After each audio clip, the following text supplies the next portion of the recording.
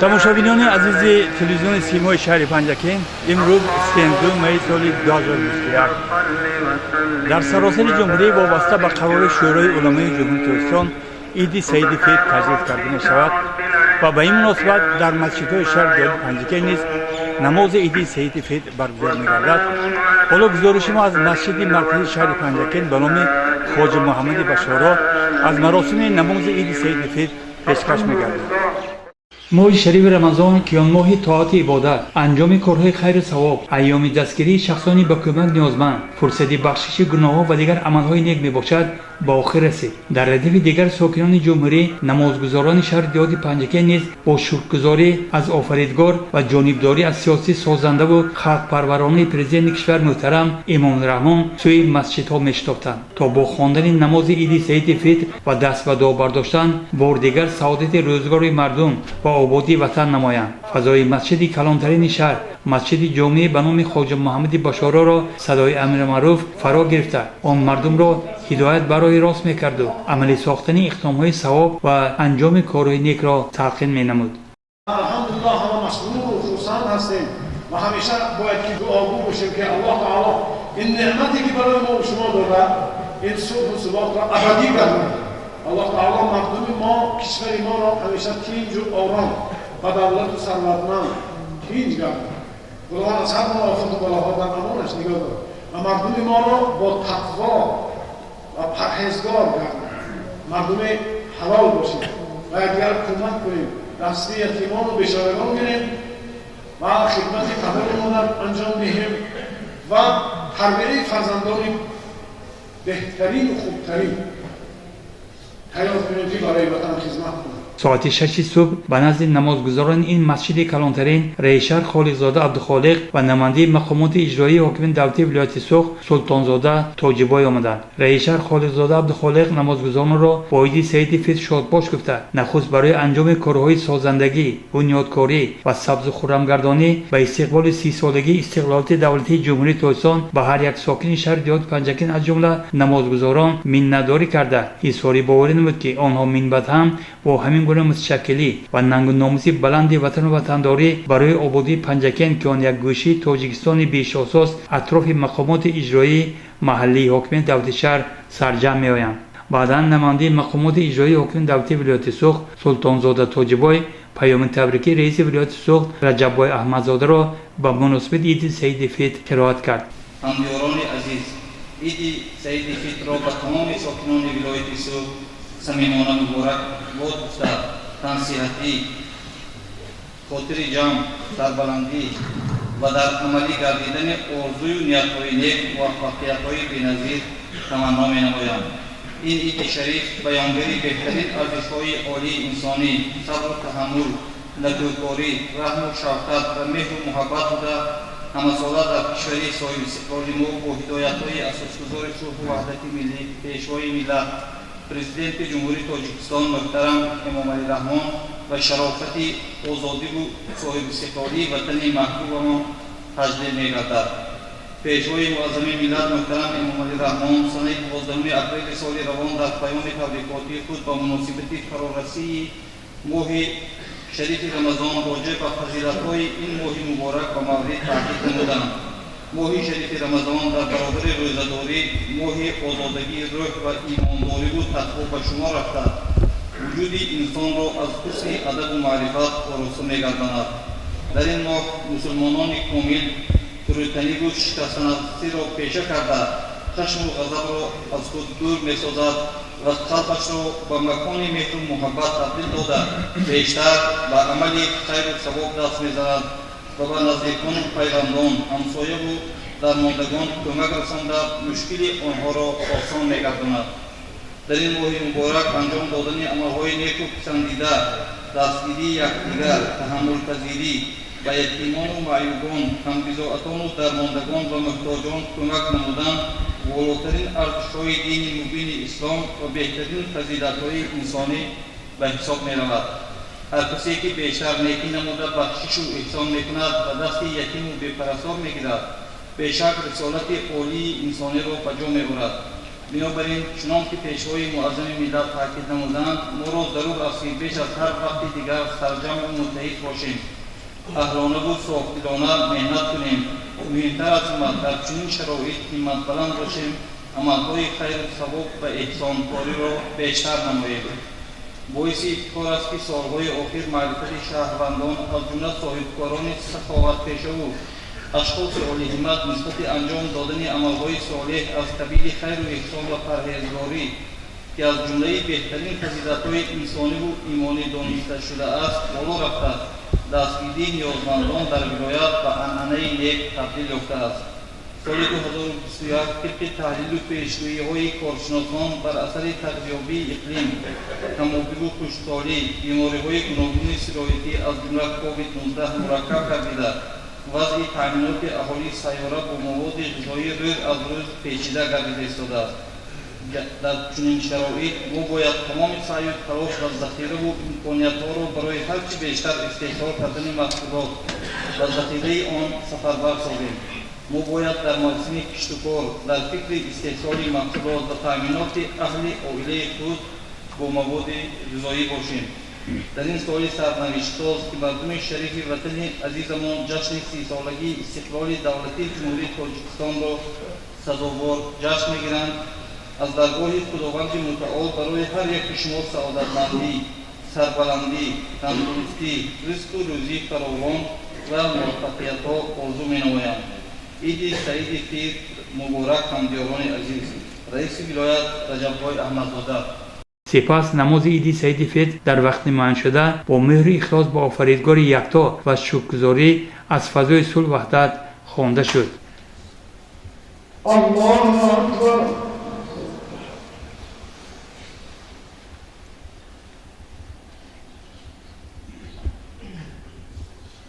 الله اکبر. الله اکبر. الله اکبر. الحمد لله رب العالمين الرحمن الرحيم مالك يوم الدين إياك نعبد وإياك نستعين اهدنا الصراط المستقيم صراط الذين أنعمت عليهم غير المغضوب عليهم ولا الضالين.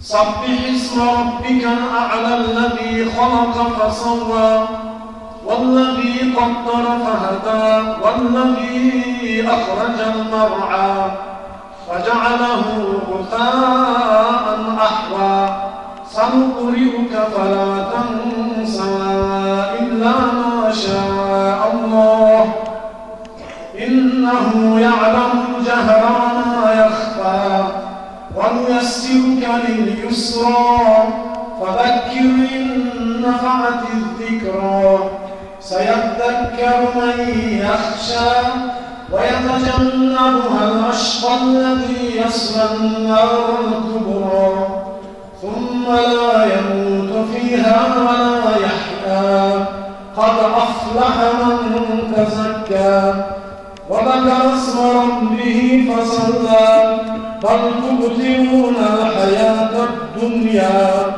والآخرة خير وأبقى إن هذا لفي الصحف الأولى صحف إبراهيم وموسى. الله أكبر.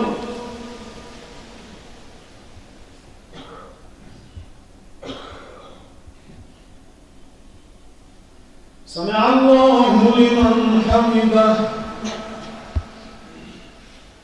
الله أكبر.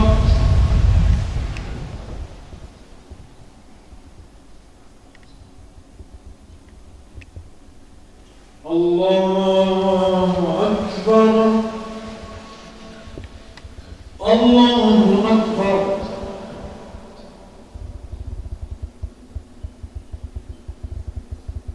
الله أكبر. الحمد لله رب العالمين الرحمن الرحيم مالك يوم الدين إياك نعبد وإياك نستعين اهدنا الصراط المستقيم صراط الذين أنعمت عليهم غير المغضوب عليهم ولا الضالين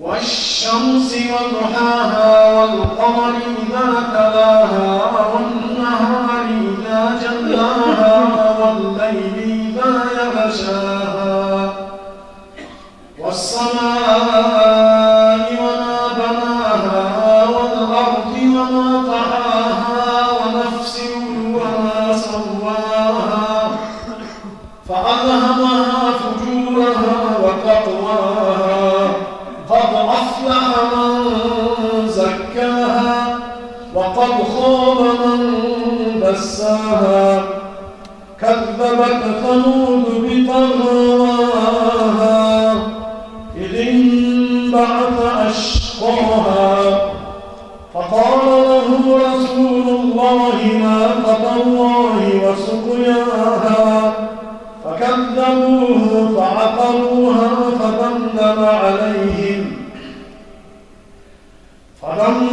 عليهم ربهم بذنبهم فسواها ولا يخاف عقباها الله أكبر الله أكبر الله أكبر الله أكبر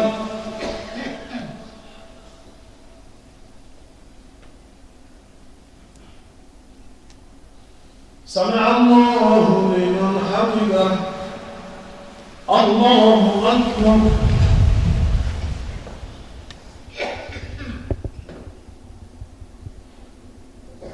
الله أكبر الله أكبر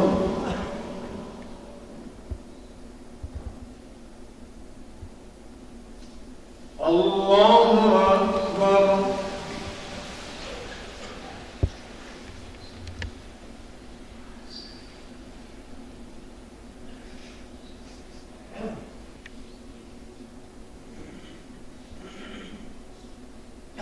السلام عليكم ورحمة الله السلام عليكم ورحمة الله أستغفر الله أستغفر الله أستغفر الله اللهم أنت السلام ومنك السلام تبارك ربنا وتعالى يا ذا الجلال. بعد انجام نماز عید سعید فطر ما اندیشه‌های 2 نفر نمازگزاران را روی نوار آوردیم. من ساکنی دهی راچی جماعت دهات اماندره خرابکوف طاهر می باشم. مردمان دیار را با عید سعید فطر از صمیم قلب تبریک و مبارکباد نمودم. با آنها آرامی در وطن، زندگی خوش و خرسندانه آرزومندم و همیشه میگویم که دستگیری همدیگر باشند، به یکدیگر خدمت کنند، به خلق و وطن خدمتی صافدلانه کنند و زندگی آسایشته را تمنا دارم. من Moğolan qishlog'idan Esanov Mardon hoji bo'laman. Mana bugun Xudoga mehriboniga shukrlar bo'lsinki, davlatimiz tinch, yurtimiz obod, podshomiz odil bo'lganligi sababli mana Ramazon hayit bayramini birgalikda barimiz ko'tarinki ruhda o'tkazyapmiz. Men o'zim Mo'g'ilon qishlog'idagi jami ahli musulmonlardan, ahli odamlar nomidan butun Panjikin shahrida yashaydigan hamma hamdiyorlarimizni bugungi ro'za hayit bayrami bilan chin qalbimdan tabriklayman. Dunyomiz tinch, vatanimiz obod, davlatimiz hamisha yaxshi odamlarning qo'lida bu podshomizga rahmatlar bo'lsin. همینطور ساکنان زیاد شهر دیوت پنجکین و مسجد مرکزی شهر پنجکین و مسجد جامع با نام خواجه محمد بشارا برای نمازگزاری آمدند. البته امروز مردم هم خرسندند و هم توجه خفه هم هستند. خرسندی از آن دارند که عید سید فطر فرا رسیده، ولی خفگی از آن دارند که ماه شریف رمضان ما را ترک نمود و به همین خاطر شاعر هم خیلی خوب فرموده است: عید رمضان آمد و ماه رمضان رفت، عید رمضان آمد و ماه رمضان رفت، صد شور که این آمد و صد حیف که آن رفت. محتقران این گزارش از نقل مولانوف و نیک محمد مرجانوف ساکنان شهر دیوت پنجکین را با عید سید فطر سیمان شادداشت کرده برایشان تمام خوشای زندگی را تمنا داریم. سلامت و سربلند باشید. بار دیگر عید سید فطر مبارک باشد.